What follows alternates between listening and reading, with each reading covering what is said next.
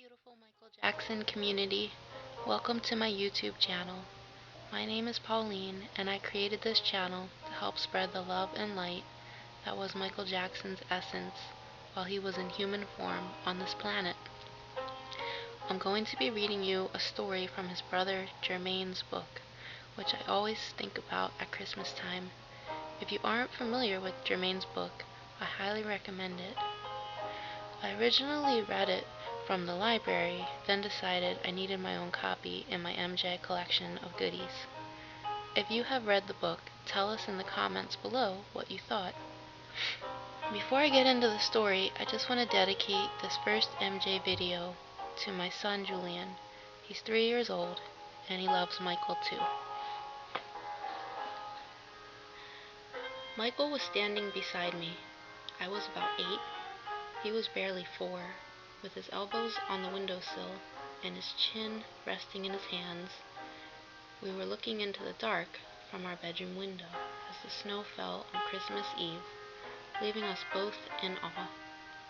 It was coming down so thick and fast that our neighborhood seemed beneath some heavenly pillow fight, each floating feather captured in the clear haze of one streetlight. The 3 homes opposite were bedecked in mostly multicolored bulbs, but one particular family, the Whites, had decorated their whole place with clear lights, complete with a Santa on the lawn and glowing-nosed reindeers. They had white lights trimming the roof, lining the pathway, and festooned in the windows, blinking on and off, framing the fullest tree we had seen. We observed all this from inside a home with no tree, no lights, no nothing. Our tiny house on the corner of Jackson Street and 23rd Avenue was the only one without decoration. We felt it was the only one in Gary, Indiana, but Mother assured us that no, there were other homes and other Jehovah's Witnesses who did not celebrate Christmas, like Mrs. Macon's family 2 streets up. But that knowledge did nothing to clear our confusion. We could see something that made us feel good, yet we were told it wasn't good for us. Christmas wasn't God's will, it was commercialism. In the run-up to December 25th, we felt as if we were witnessing an event to which we were not invited, and yet we still felt its forbidden spirit.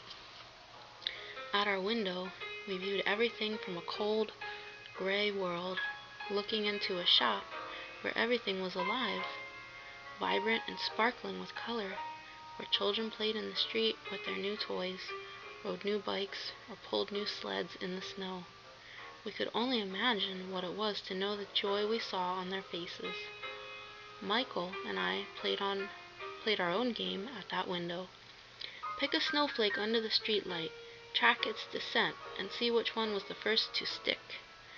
We observed the flakes tumble, separated in the air, united on the ground, dissolved into one. That night we must have watched and counted dozens of them before we fell quiet. Michael looked sad, and I can see myself now, looking down on him from an 8-year-old's height, feeling that same sadness. Then he started to sing. Jingle bells, jingle all the way. Oh, what fun it is to ride in a one-horse open sleigh. It is my first memory of hearing his voice, an angelic sound. He sang softly so that Mother wouldn't hear.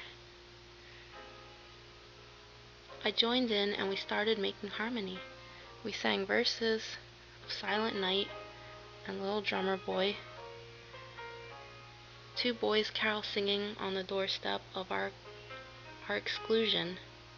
Songs we'd heard at school, not knowing that singing would be our profession. As we sang, the grin on Michael's face was pure joy, because we had stolen a piece of magic.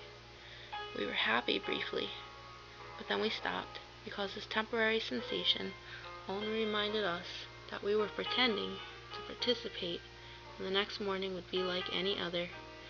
I've read many times that Michael did not like Christmas, based on our family's lack of celebration. This was not true.